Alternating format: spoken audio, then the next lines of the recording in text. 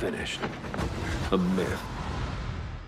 So, is a delayed game necessarily a better game when it's finally released? Well, that depends on the game and the developer, I suppose. There have been many games throughout the history of gaming that have had delays and have turned out absolutely fine when they're released. However, there are some, that don't. They still get delayed and delayed and delayed and delayed across consoles generations over a decade, maybe a little more, and they still turn out absolutely crap. Now, first of all, of course, we have Alien Colonial Marines. Now, unfortunately, this game was handled by Gearbox Software, and I don't know, I knew then because I was absolutely outraged because I pre-ordered the game and was there, but a lot of the resources that went into making this one, Gearbox actually used for Borderlands 2, which sucks the big one, as Aliens Colonial Marines had the potential to be one of the best, if not the best, Alien game released at the time.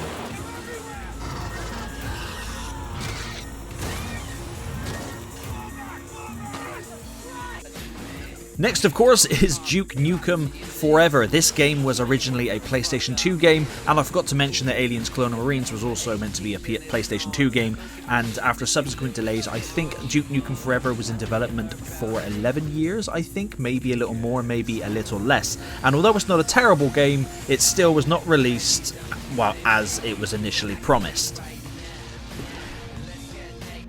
The next one is one of the biggest red flags in gaming more recently, with being delayed and promises being made, and that's Cyberpunk 2077.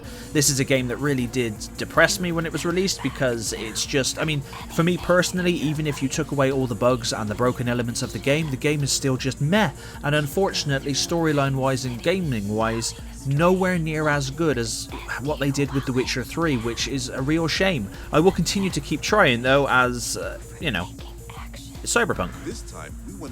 And my last example is, of course, Dying Light 2. Now, this game is not initially broken, and it's not a bad game or terrible game, so I hear. I haven't got it yet, but I will pick it up one day. However, it was delayed and delayed again, delayed indefinitely for a time, and apparently at release it was still a little bit buggy and it didn't look like it should look, or some other such forum, but I read a lot of stuff online. This is just what I think. Please let me know what you think down in the comments. Of course, this is all down to the fact that with the recent delay of The Legend of Zelda Breath of the Wild 2, there's been a lot of people spouting out the same old quote saying that a delayed game is a good game, whereas I think a rushed game is a bad game forever, or some kind of weird ass quote like that. And yes, that applies sometimes, but not all the time. Don't get me wrong, I don't for 1 second believe that Breath of the Wild 2 is going to be bad in any way, shape or form. Nintendo, more often than not, churn out absolute hits. But that's why I just thought I'd make a little video just expressing that don't always think that a game being delayed is always a good thing. Sometimes it is, but a lot of times it isn't. But thank you very much for watching the video, and I shall catch you on the next one.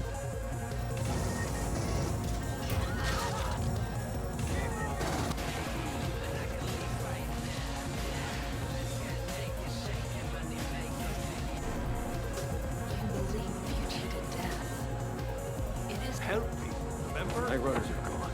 Finished. A myth.